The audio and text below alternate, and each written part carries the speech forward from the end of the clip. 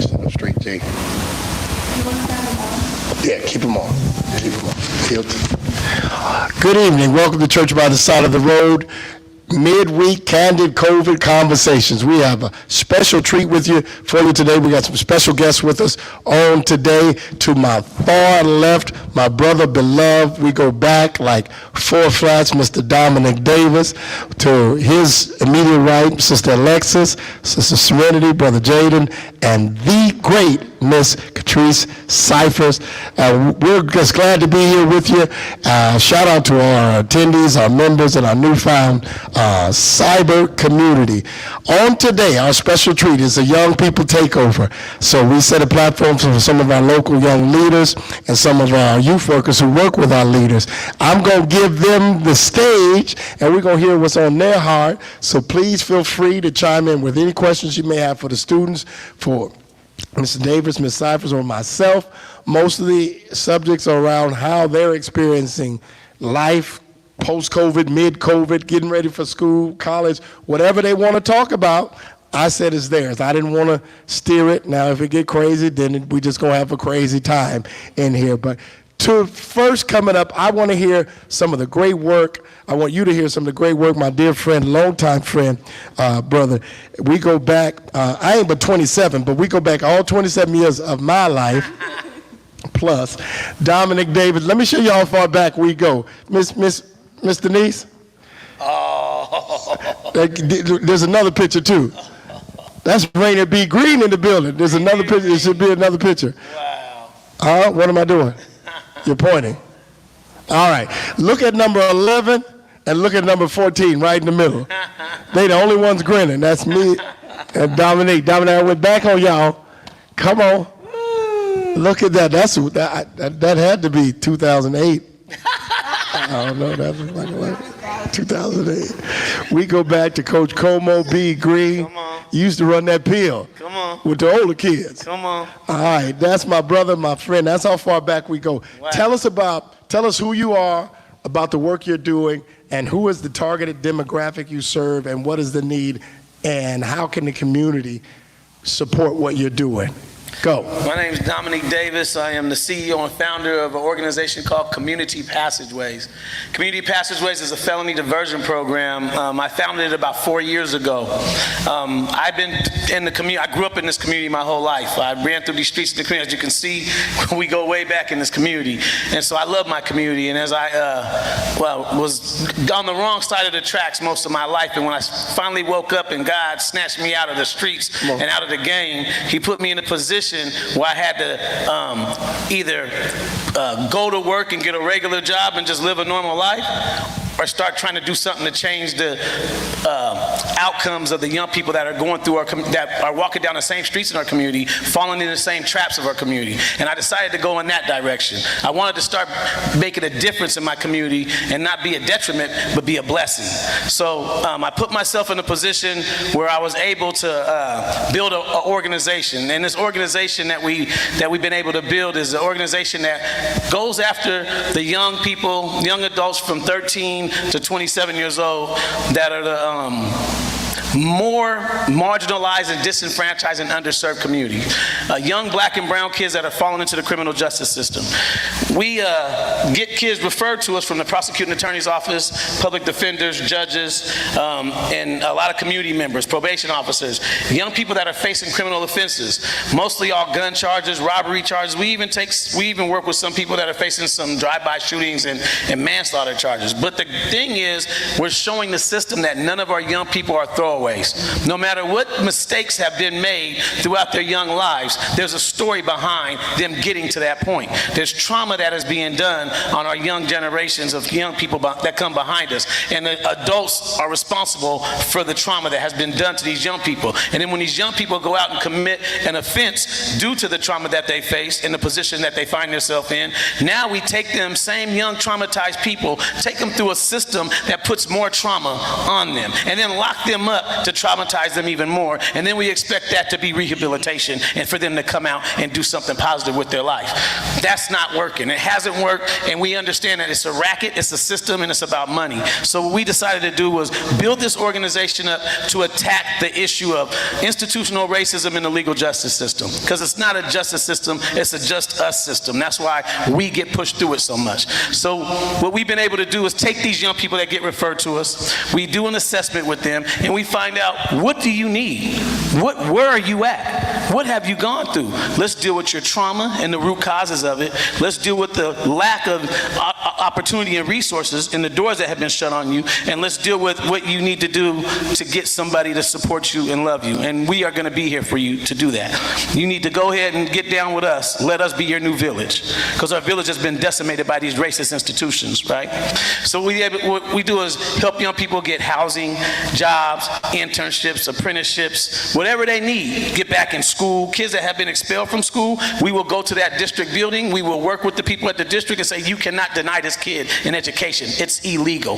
This kid has to have some kind of form of education. So we need to figure this out, right? And it works. They have to figure it out, because there's people that come in there and vouch and speak up for these kids. We make sure as we're working with these kids, we're going in and out of the courtrooms, sitting side by side with defense attorneys, negotiating charges with prosecutors, going into sentencings and presenting in front of the judge, and laying out a new narrative. You guys before we started doing this, the prosecutors just had a case to look at. This kid robbed somebody at gunpoint. That's all they got. This kid stole some stuff. This kid did this. That's all they got. And when I was doing this, starting to build this program, I realized they don't have a narrative. They don't have something else to look at. And so what I decided to do was put something else in front of them to look at. So we build a profile. This kid's in school now. Well, we've been going to court and going to trial with you. Well, we've been negotiating these charges with you. The kid's in school. The kid got housing. The kid has an after-school job. The kid is doing civic duty work. He's on youth advisory committees for the county or the city or even the state sometimes. He's on steering committees, and he's in meetings, and he's meeting the governor. He's talking to the mayor.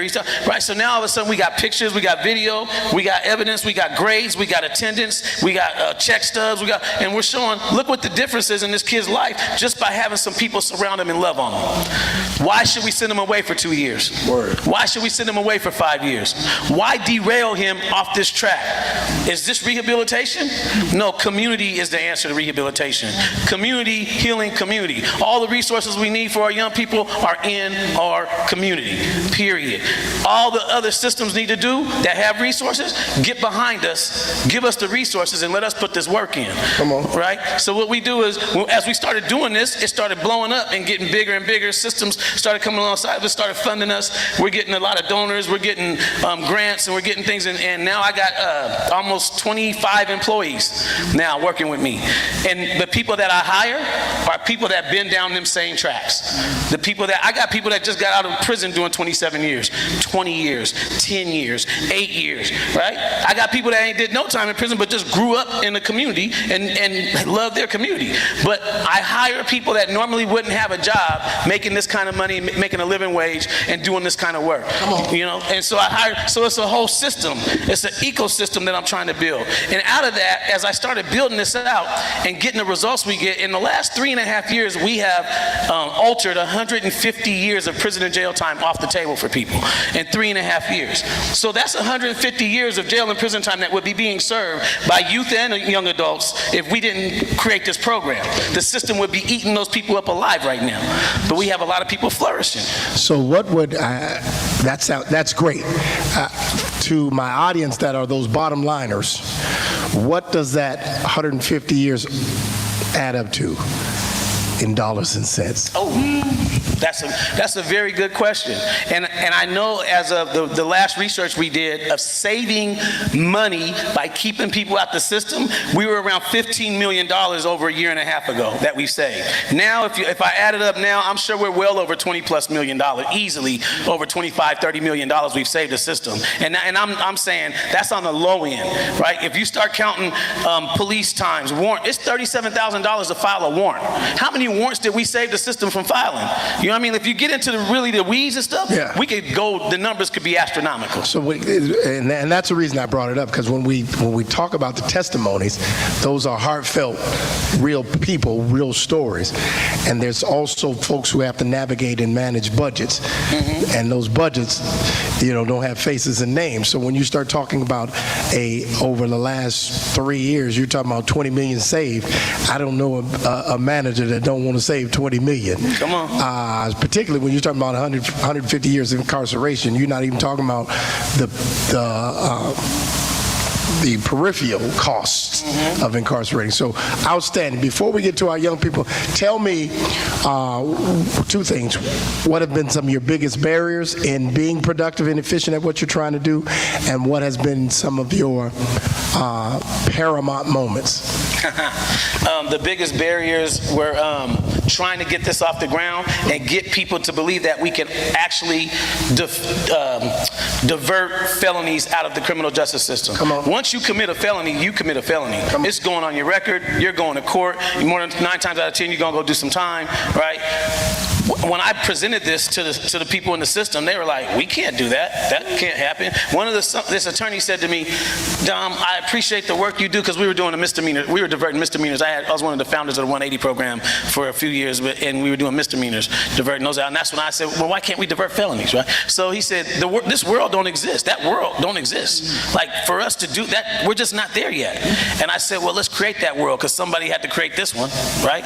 So we can create this. Let's create this world. Why are we talking about it? Let's just do it, And eventually, that was my biggest barrier, getting people to buy in. And so I'm gonna give you one of my biggest successes, and I can't say my biggest success because I got a million success stories I could tell you, right? But I also have, not a lot, because they don't match up to the success stories, but I got a handful of stories that will break your heart at the same time. Yes, sir. Right? But the success story, the first kid they gave me was a test kid. It was a pilot kid. I call it my pilot kid. He ended up being my poster child of Community Passageway. And so this prosecutor that I finally talked, and we had a conversation under the table. And I said, man, just give me one kid and let me just work with that one kid. He was with some felonies, So he gave me a kid facing 3 felonies, was looking at jail time, prison time. He was 15 years old. And I took that kid. He wasn't in school. Got him into school. I said, look, I'm going to get you in school. Do everything I say, and I'm going to make sure you don't go to prison. Follow my lead, bro. I got you, right? Got him in school. I paid him. I said, look, I'm going to pay you. You hadn't been to school in a year and a half. I need you to go to school at least 3 days this week. And if you go to school 3 days this week, I'm going to give you $100. He's like, what? You're going to give me $100? You going to pay me to go to school? I said, bro, I got you, right? And I knew I was putting some money in his pocket too, so he didn't have to go out and rob nobody, right? He goes to school. He made it. He went to school for 3 days, just a couple classes each day, but he went to school. He walked through the doors. I said, cool, I gave you $100. I said, now go to school for 3 weeks. I'm going to give you $200. Now look at your grades. Every grade that goes up 1 grade, I'm going to give you $20. And I got him a tutor. Boom, he's knocking it out. 3 months later, he's winning awards at the school. 6 months later, he's on the youth advisory committee for Federal Way School District, telling them how to keep kids engaged in school. Another year later, he's at doing the youth advisory committee at the governor's office in the state of Washington. Another year later, he wins Youth Spirit of the Year award, biggest award you can win in the state of Washington. Next thing you know, they're flying him out to D.C. doing advisory councils and committees. Flying him back and forth to right? He wanted to be a barber. Through this time, we're negotiating his charges. I got all charges dropped, none on his record. Don't even show. He has no felonies till this day on his record because of that first run, right? The kid said he wanted to be a barber. I said, you want to be a barber? He said, yeah, I like to cut hair. Let's find you a barber school. Found him a barber school. I went to King County. He said, y'all need to cut me a check so I can pay for this kid to go to his barber school. You know what I mean? And they cut me a check. It took me some work to do. That was one of those barriers. Right. But I was like, got him in barber school. Got him in Run and Start. He's taking college courses. He graduates high school on time, taking college courses, then graduates barber school. Then I got a small business license. Now he's got his own little, he rents a booth out, has his own business, has a big clientele. Doing great, right? His life changed going through that. That's a success story. Come on. If you don't know, now you know. That's right. Man, I love it. I'm so excited for you. Tell me, before we get to the stars of the show, tell me how we can support you. Where can I go? How can the community wrap around you? How do we write a check for that? Yeah, go to communitypassageways.org. That's our website. You can also go to Community Passageways Facebook page. But communitypassageways.org, you can go on there. We have a ton of documentaries that have been done. They just shot a documentary on our program that's going to air on Vice on HBO. Come on. Sometime in the next couple months here. But we do a lot of gang intervention work. We work with those high-level kids that are involved in the gangs, and we do a lot of gang outreach and gang intervention. And so go to that website, look at all the events we're doing. I'm working on a South King County Gang Truce Summit to try to slow this gang war we got going on down. But communitypassageways.org, hit the donate button, hit the volunteer button, do all your research you want. You'll see what we do. All right. Thank you, man. Keep up the good work, and you got my number. If you need me, I'm here. I got you. Yes. All right. Coming to the stage live and in living color. First of all, I want to introduce Sister Katrice Cypers. She's the Extended Learning Support Specialist for Foster High or Tukwila School? Tukwila School District. All right. Sister Cypher, who you got with you today? I want to hear from them. Go ahead. You can introduce them. All right, so this is my man over here. I've known his mom. I've known him when he was a little boy, and look at him all growed it up a little bit. This is Jaden, and this is Serenity. I've just met her. She came from Showalter and then the Foster, tearing it up as a freshman. For sure. And here's my other one, my Tucko Tiger. I've known her since elementary, who is now at the high school, at Foster High School, Alexis. So these are our young people in Tukwila, so let's hear them. All right. So we're excited. I had the opportunity to work with these young people the last couple of years, and I wanted to give them this platform. And I don't usually do this. Now, Serenity, you know you my girl now. I don't usually do this, but I wanted to keep my hands off, and I wanted to give you all the platform to have a heart-to-heart conversation with what's on your heart, questions you want to ask, or any questions that come from the internet that we can share with you. Talk to me about being sophomores, juniors in this COVID climate. Foster High School, they're also leaders at Foster High School, BSU. That's my shirt. Represent. Show your shirt, Jay. Yeah, get it, zoom in. All right, I see them representing. Talk to me. What's on your heart? Tell me, it's your show. You're driving. What you want to talk about? For me personally, what's on my heart is the lack of unity at Foster and the lack of transparency, accountability, all of that. I think that there's a lack of integrity, and that's why a lot of students don't feel comfortable, don't have trust in the system, and that's what's on my heart. That's what I am thinking about every day. Okay, so as you're preparing to go back to Foster, now you are going to be, Alexis, a sophomore, right? So this will be your second year. And poor thing, they done, Corona done got everybody doing class on the phone and things. All right, so as you've experienced Foster, give me the good, the bad, and the ugly. Start with the good. What do you love about it? The good. I mean, this isn't exclusive to Foster, but Tukwila, the culture. Like, that's really been on my heart as well, because the other day I went to this place in Washington, and there was no people that looked like me. It was a lot of white people. I mean, that's what it is. And I never realized until the past few years how privileged I am to be around so many different cultures, so much diversity. Like, Tukwila prides itself on diversity, but it really is a privilege for me. I find so much value in it. I couldn't imagine living in a place that didn't look like this, and so that's what I take with me anywhere in Tukwila. That's what I love. Awesome. So the idea of being around people that don't look like you, but you're not the only one that does, right? That's awesome. That's an asset of the 911. What is it? 98188, 98168, or whatever it is. This zip code or whatever it is. Awesome. Okay. So give me some of the challenges you have at Foster. At Foster, I think that there's just an energy that it took a lot of adjusting to, and it really took a toll on me this past year, being a freshman, like adjusting to high school in general. But yeah, it's kind of just the attitude of the people. I feel like for some reason there's just like a damper on things, and we see light in like different places from different people, but it should be school-wide. There should be enthusiasm and wanting for better. And I feel like it's just not there. So many people are tired. So many people are not with it. But being a freshman, I still have energy, so yeah. All right. So coming to this new year, what would you like to see? What are you expecting? Particularly with this COVID, there's a conversation about what's it called? Distant learning, or a hybrid of both, and staggered start times where a third of the school comes at this time, a third at this time. I don't know what they got. They got about 8 weeks to figure it out. How's that impact you? Where are you guys at? It's definitely hard. This distance learning that we had in the spring was a learning curve for everyone, but moving forward, I just want there to be more transparency. The communication needs to improve dramatically. And as a student, I want not only myself, but other students to have more power, to have more say in what happens in their school, because there's no school without students, so why aren't the students at every table? Word. Okay.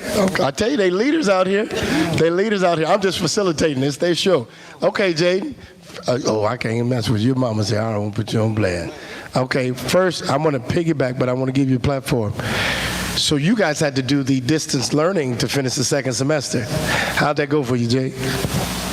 For me, it was difficult because right before the break, right, I'm part of Change for Tukwila, and we went to Washington, D.C. Right, I remember that. We missed like a week of school. So you already, Yeah, so I was already behind, and then I came back in. We were going like that following week. We were going into yeah, exactly. So.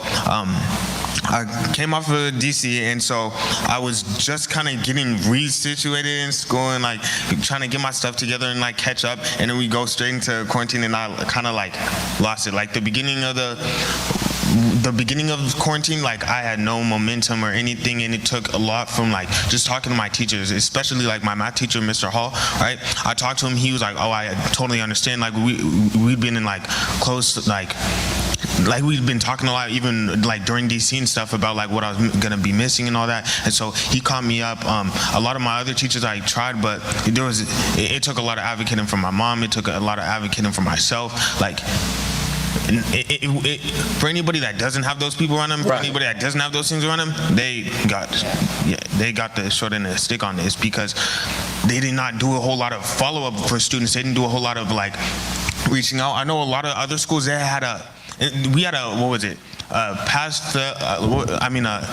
Do you remember what it was called? Our grading system? Oh, yeah. Like pass fail? Yeah. No pass, no pass. Exactly. And it just like you would just have to retake the class. I know in Kirkland though, it doesn't go on your record if you don't if you have anything below a C, but if you have anything above a C, it's an A. And so like that in of itself is a privilege, because I know so many students now have like C's and whatever on their transcripts, right? And that's going to be like, it just creates a greater disadvantage for those students. Because I forgot to say, but I went to Kirkland. I was going to Kirkland back in middle school for a second, and so I went back there, visited my grandma, and saw a bunch of my friends and stuff, and they were telling me, oh yeah, I got straight A's on my report card, like it looks great. Winning, yeah. Exactly. And so it's not fair, you know what I mean? Like I feel like I feel like the teachers, the people in charge were just looking out for themselves. They didn't like look at this as, oh yeah, our students still have, like, this is the rest. This right now pertains to the rest of their life. Like this is gonna affect them for more than, you know what I mean? Like this is just the end of their school year for them. Let's talk some more about that. One, I want to go back to, so there's people out there who, again, like I said with Mr. Davis, is that they're bottom liners. And at a certain point, there's people that will say that it's cheaper to do distance learning than it is face-to-face classroom. Was that a challenge? One, other than you were already behind because you had a leadership trip to DC, how was finishing your classes online? You said how you struggled just getting your rhythm, but was that awkward? How was it? Was it weird? Was it harder? Was it less hard, or what? Talk to me about that. How did Jaden experience that?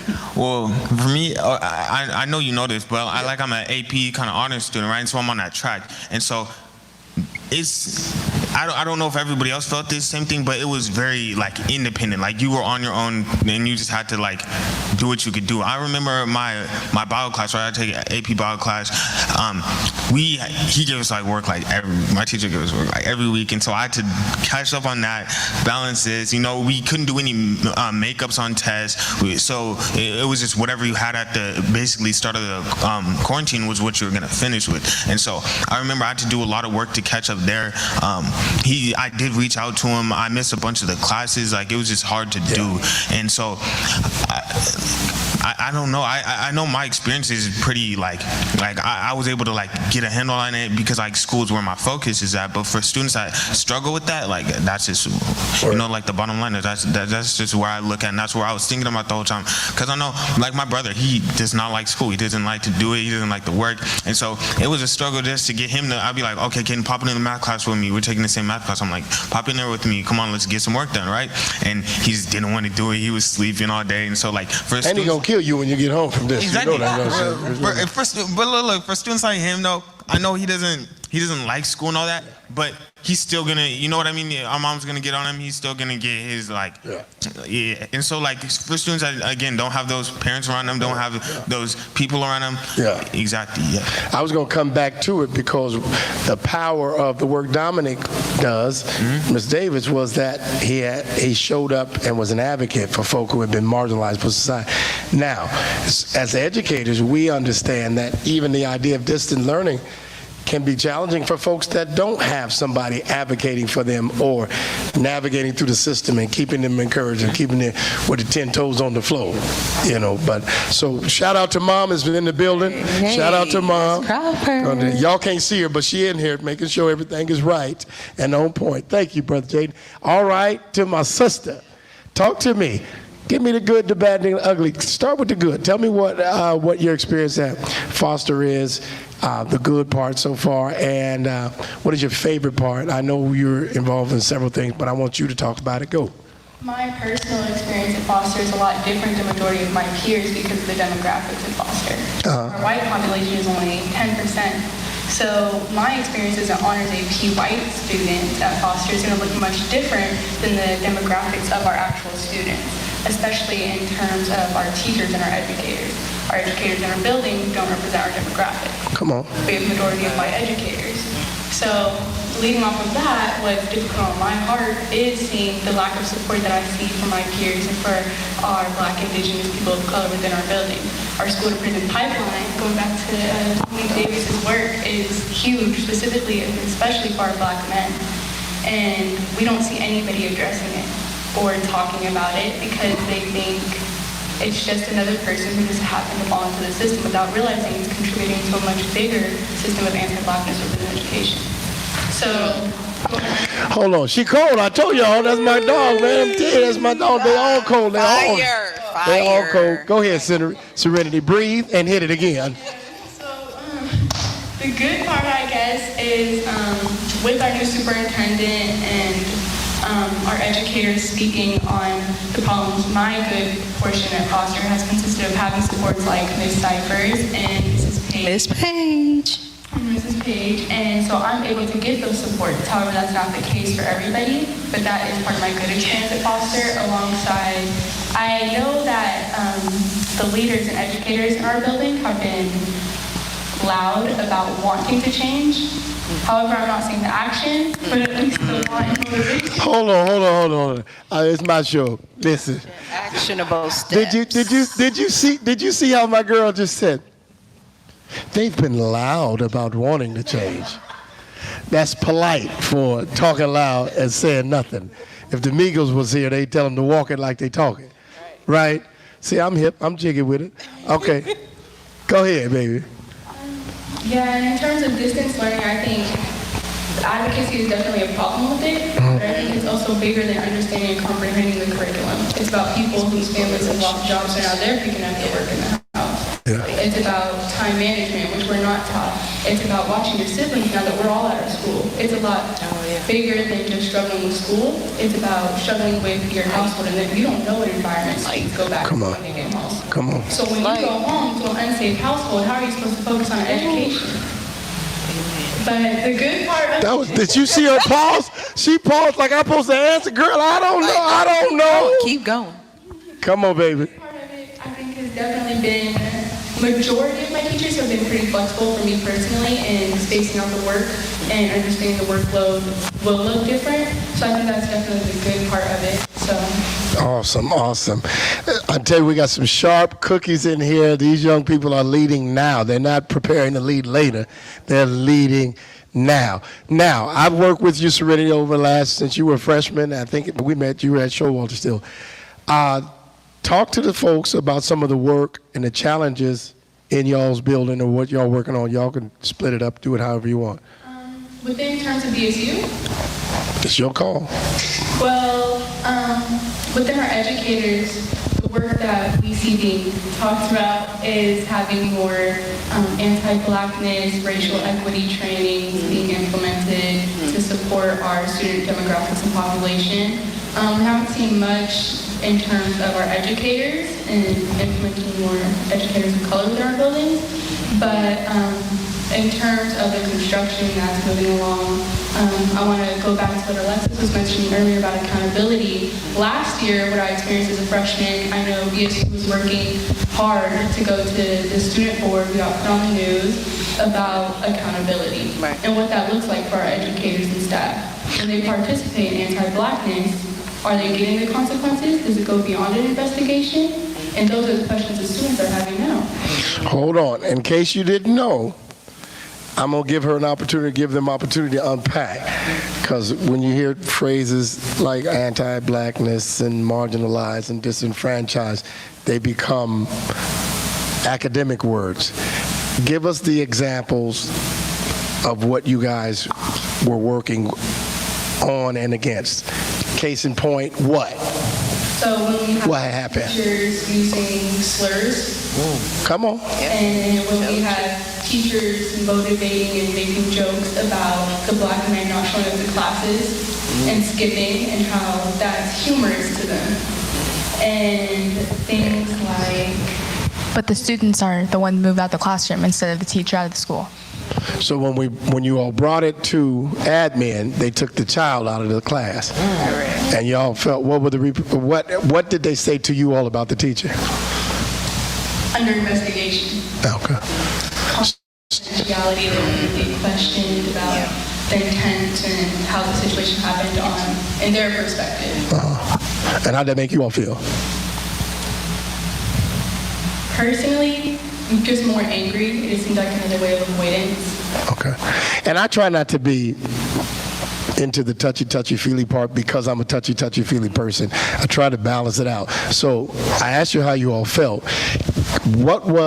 How did that impact the climate in that class and the culture in the building? Alexis talked about culture earlier. So what kind of impact did that have on the term is esprit de corps, the spirit of the team, of the school? How does that impact how you all navigate in your building?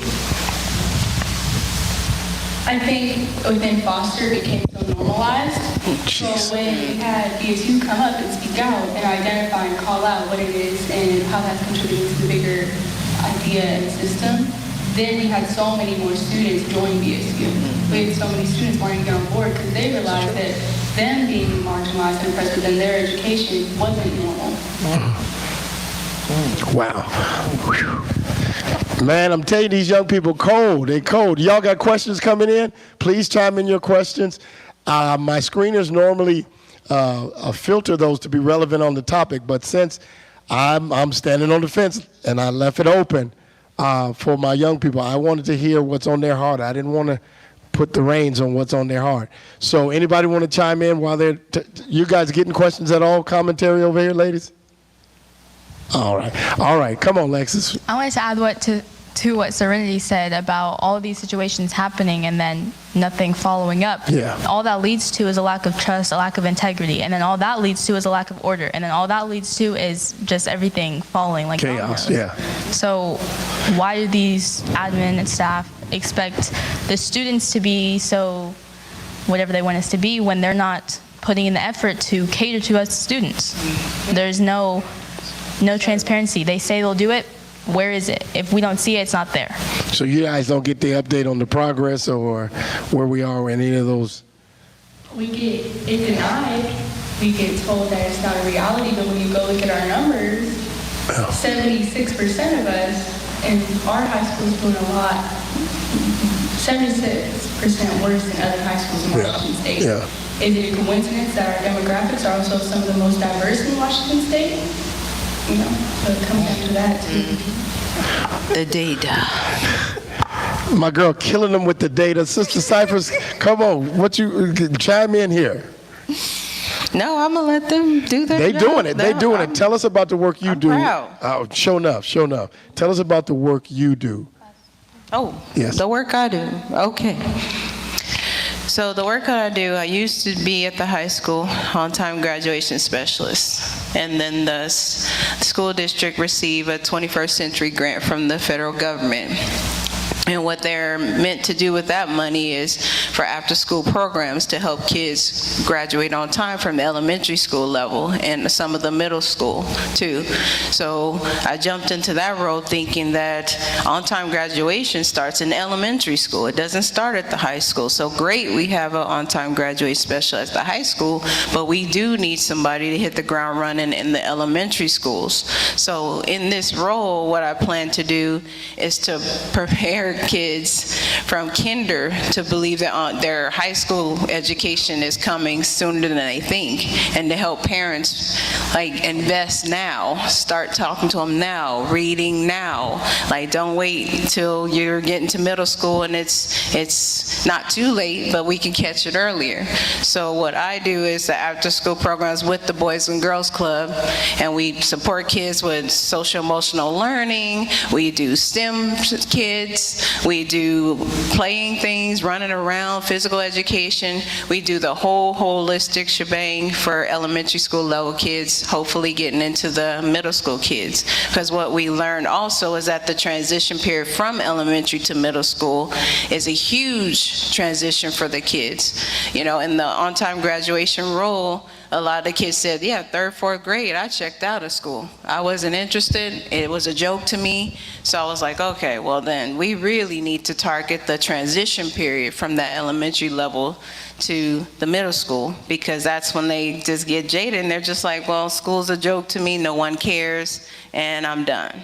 So that's what I'm doing now, and I'm hoping to catch them earlier, to create human beings like these young people at the elementary school level, so they'll already be prepped on how to articulate and how to advocate for themselves and how to express their pride within themselves. And that's my mission. All right, and I'm coming back to these babies. I'm gonna get them to catch their breath. So how can the community support you in those endeavors?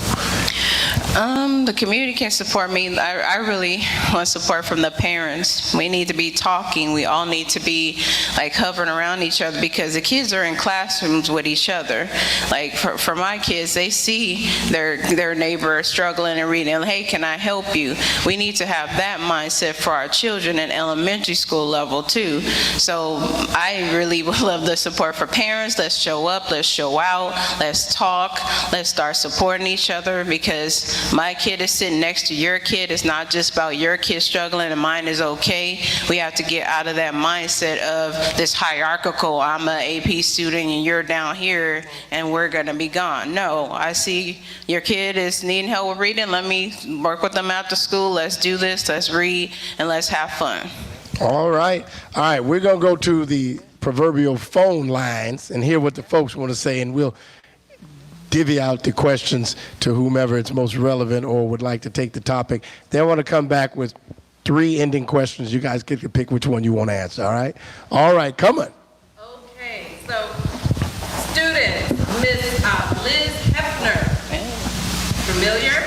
She says, thank you, Alexis, Jaden, and Serenity for speaking your minds and hearts. Thank you, Katrice, as one of your counselors. I'm wanting to hear what your counselors can do to support the students better.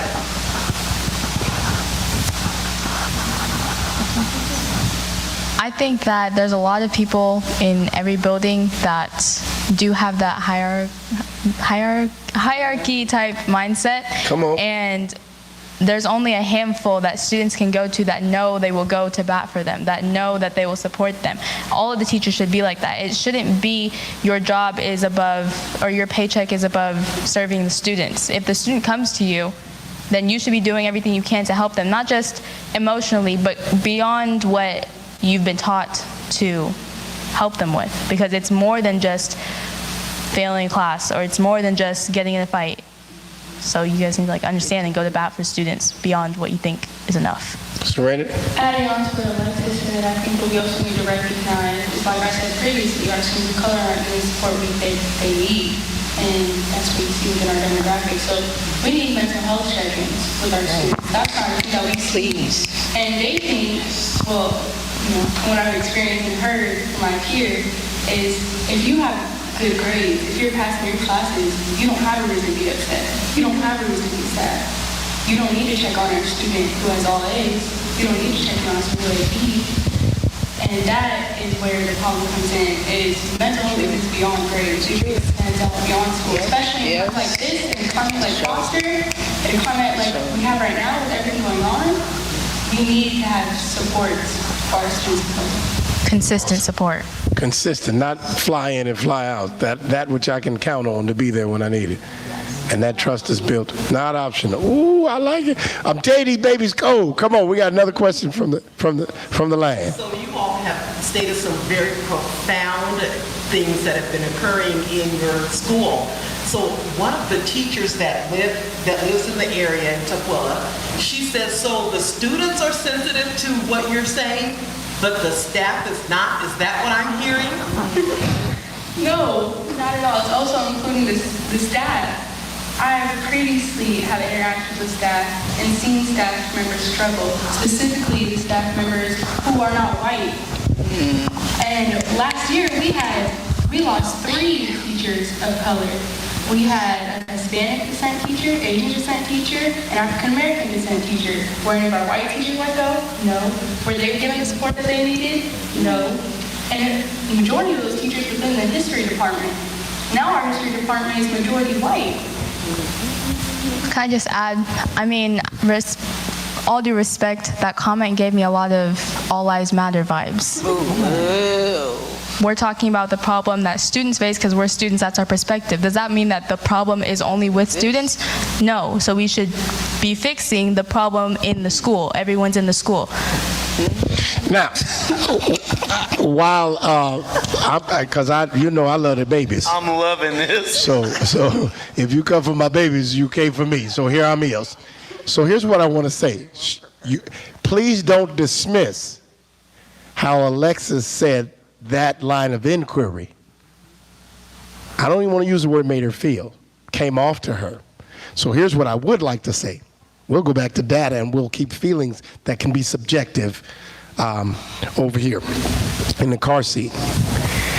If all of us as professionals are in the building and here is a crisis problem, by crisis I mean trauma being inflicted on the students that is prohibiting them from flourishing, be it academic, socially, emotionally, etc. And you and I are degreed, certified, paid professionals.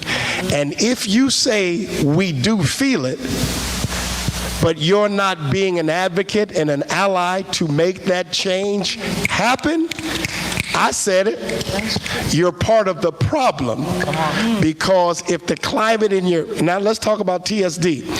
If the climate, these babies told me, you're going to be a junior, Jay? Yes. Junior, sophomore. That means they've had 2 years of high school, 4 principals in 2 years. So if you don't think that affects them, I also know it affects the staff.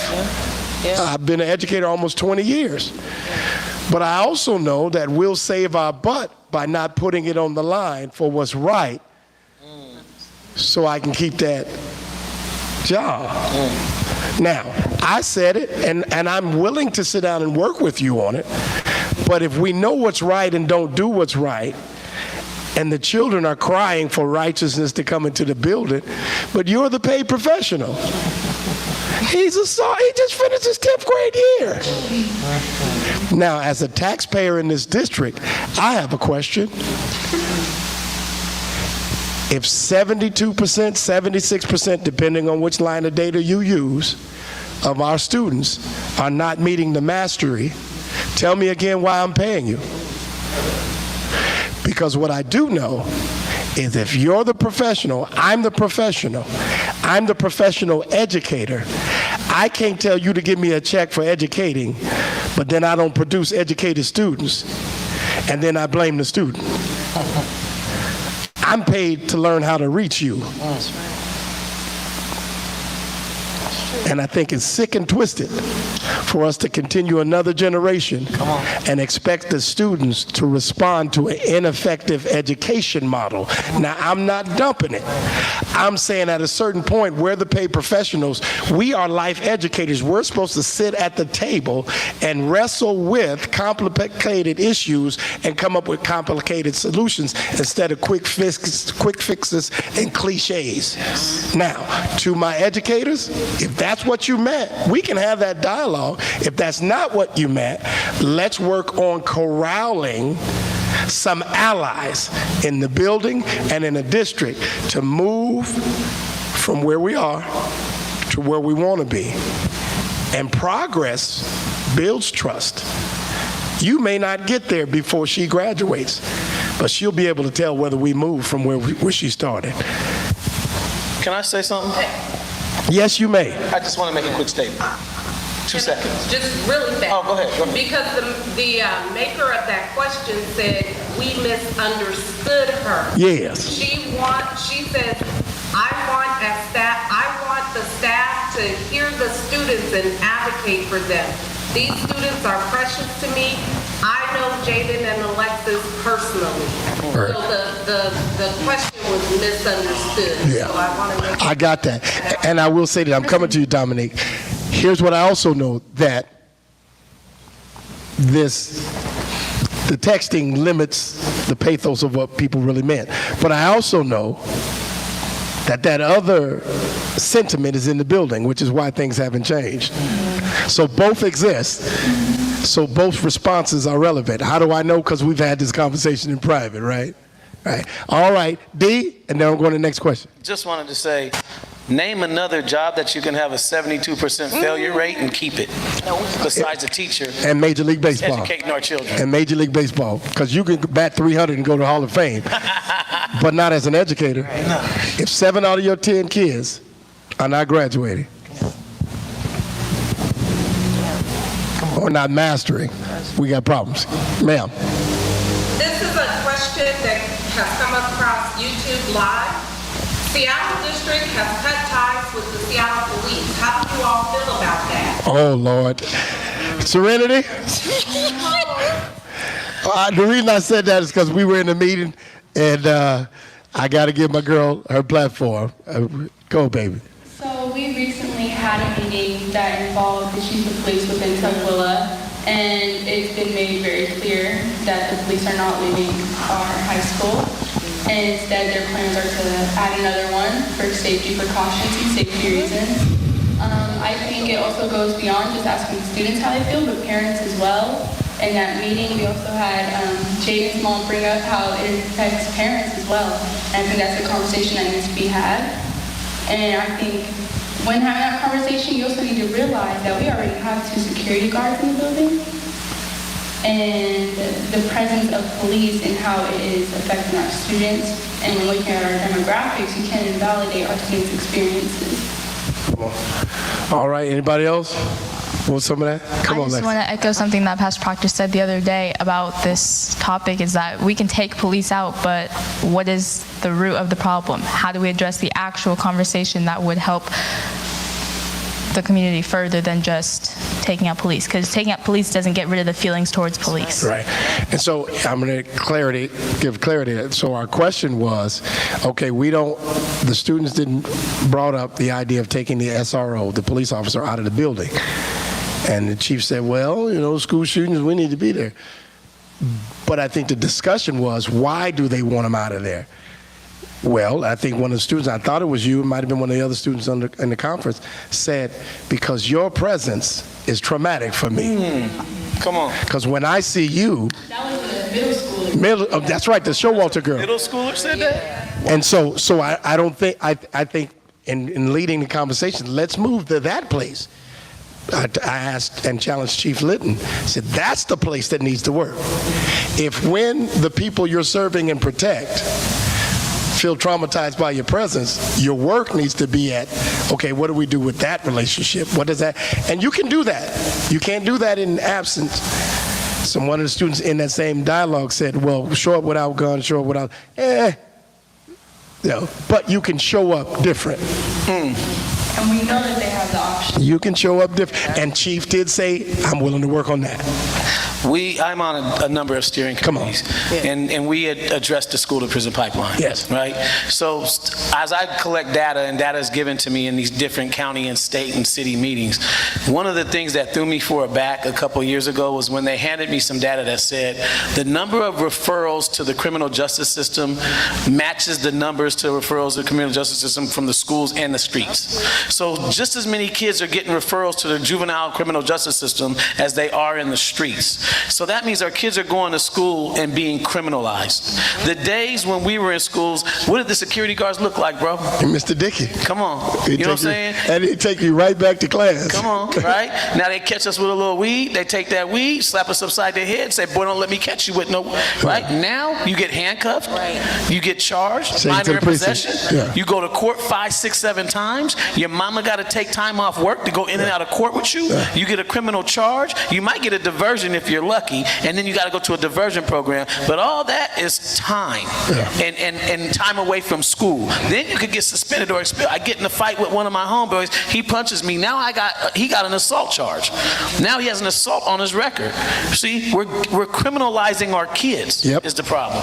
And we need to go back to the day where the people that are in our schools are not security guards. They're not policing us. They're not overseers over us. They are safety.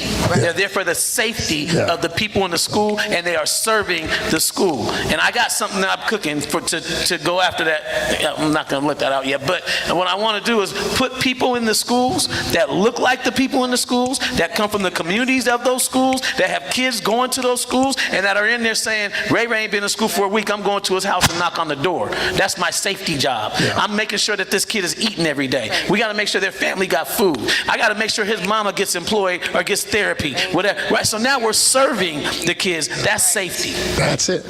And please let it start at the elementary level, please. Because sometimes by the time they get upstairs, the trauma is, we got layers. We're dealing with symptoms and not the problem.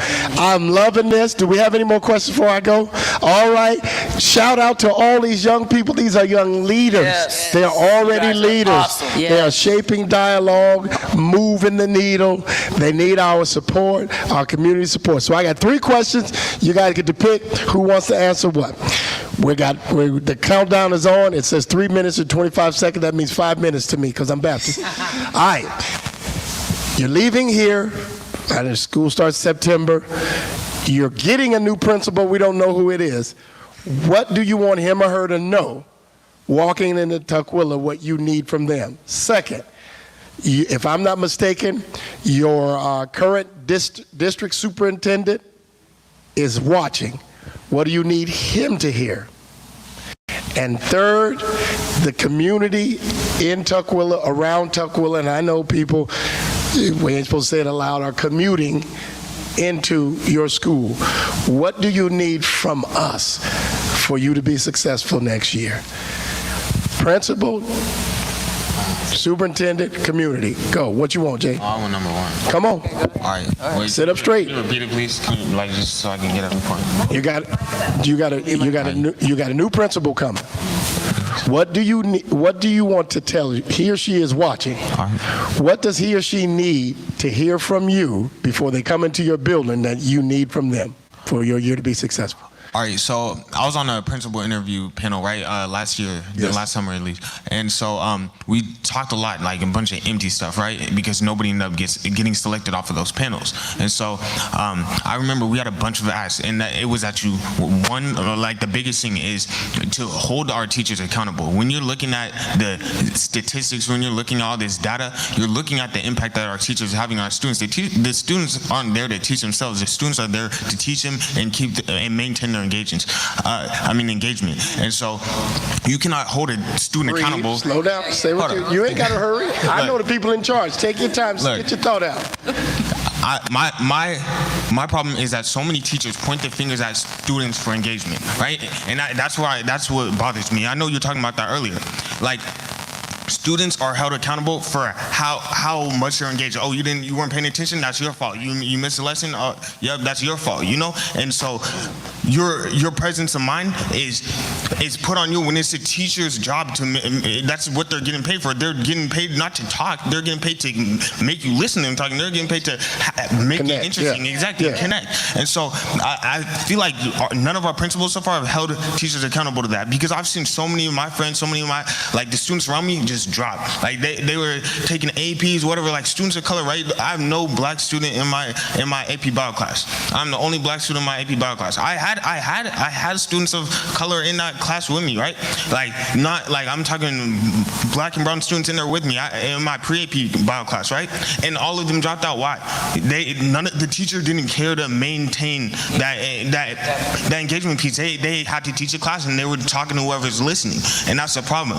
And I mean, I respect that teacher, right? I respect that teacher, but I don't respect the way that they get to the students, because they're white teacher. They don't know that, they don't know that things happening at home for those students. Like, a lot of my friends were just being introduced in the gang activity around their homes at the time that they were taking that class, and there was no follow-up. And so I want the principal to be that person that holds them accountable, because there's only so much that we can do as students. And another aspect of mine is that they make an effort to preserve the diversity. I remember, at one point in time, I was debating whether or not I wanted to still be at Foster. And I still am, to be honest, because there's so little here for students of color that you can't get somewhere else and better. You know what I mean? I had the option of going to Kirkland. I have the option of going to these other schools. I live in Renton. I lived in Kirkland going to Salter. And so, what makes me want to do that is the diversity. It's the people that we have here. And so they threaten that every day with how slow they are to things, how slow they are to even get a principal. You know, who wants to go to a school where we're switching principals you know what I mean? There's no type of consistency. And so for me, as a student, I want them to uphold everything that we have, continue in our diversity and where we're going, because I can feel that things are changing in our school. And in all honesty, I know that we've been doing a lot lately. BSU's been incredibly present in meetings and the places where we can be heard. And so I know that a lot is changing, and I just want them to encourage that change and support it, because we've had a lot of people, I don't want to say names, but we've had principals telling us no. We've had administrators telling us no. And I remember from the day that I was little, working with you and my mom and the BSU, they were telling us no. And I just want somebody to tell us yes. And I want that whoever becomes our principal, I want them to tell us yes, and that's I need a yes. Come on. I'm coming to you. I know the clock is ticking. I know the people in charge. I'll reset it. Outstanding. I'm going to use my prophetic voice, Mama. He's going to do well. He's going to go to Washington. He's going to pledge Kappa. And I got a scholarship for him. We're going to take care of him. You just come see me. I'm going to stay with him, but that's my prophet. Hey, that's the wrong hand. Prophetic. All right. Come on, Alexis. Which one you want, baby? I'll talk to the superintendent. Superintendent, Dr. Herndon. Alexa's got a word for you. Come on, baby. Listen. So I mentioned this earlier, students need power. But when I say students need power, I don't mean students are at the meeting and speaking. What are you doing with what the students are saying? Students should be at the table voting. Students should be presenting what is going to be changed. Students need to know that they're not just going to be told what to do, that they aren't going to be silenced, told no. Students are why we're here. Students should be paving their own path. We want to pave our path, but we can't do that if all we are going to do is talk to them. You know, students need actual power. We can't be overridden just because we're students and teachers think this. power. Put us in your office, put us at the table, and Sounds like mentorship. yeah. Come on. Okay. All right, and to my rock star here. So I got community. So in terms of community, there's multiple things we can talk about. There's a lot of talk around funding and what that looks like to reallocate funds. So I just would like to see the community of Tukwila, which is already so strong, invest into its diversity, which we pride itself on. I know Tukwila is inclusive, but it's still segregated. So I'm curious as to what that would look like if we had collective support as a community and collective healing as a community. Because there's so much trauma within this community as it is, especially with the division of it. So, So how can we help in that? well, coming around, Presence. Start there, yeah. that presence, and then following, we have so many conversations, but we need actions to follow those conversations. So we need that. Actionable steps. So you heard their heart. It's not my heart. It's their heart. My heart is for them, for Husky football to come back. You know, I got other stuff, dinner, but I love these babies. And as a community ally, and dare I say a grown-up, of registered voter and taxpayer, can we come and help them get to the yes that he's looking for? There's a million reasons for no. But these are scholars. And their potential is beyond what you and I can see. We want to help support them, become allies, advocates, and remove barriers so that they can maximize their potential, and that we create a climate where potential is actualized, not marginalized. From the district to all the buildings to even the businesses. So we love you. You hit it out the park. Shout out. Thank you, Ms. Cypers. Thank you, Don, for being with us. Community passageways.org. Foster High School BSUs. Elementary school parents, let's show up, show out. Let's Show up, invest in them while show they're out. younger so we can groom some more of these. Shout out to all the elementary school teachers who poured into them, the middle school, the high school. This is what we can produce. If we did this 1,000-fold, look how many we can produce. We can do it. Look at what we got on the stage. We got a mantra around these parts. What we can't do alone. What we can't do alone. We can do together. What we can't do alone. We can do together. Let's get it done. God bless you. We send your prayer requests. Our ministers, our elders, our deacons, we see them. We're praying with you, praying for you. Shout out to Brother Warren. Be well. Shout out to Brother Leon. We're praying for you. Shout out to Sister Stacy. Her father's in the hospital. We've been praying for you. Every other prayer request, prayer concern, send them in. Hit your announcements on the website, www.cbsr.org. I'm reading the announcements now. I should have had my clipboard. Sunday communion, July 20th, July 12th, excuse me. July 12th, 12:30, we're having a drive-through communion due to the social distancing. What else you got? Next slide. All right. If you're not getting the emails, daily updates to where we are, phase 1, phase 2, et cetera, please send in your updated contact information. I'm hearing from folks say, I didn't know we were doing this, that, and the other.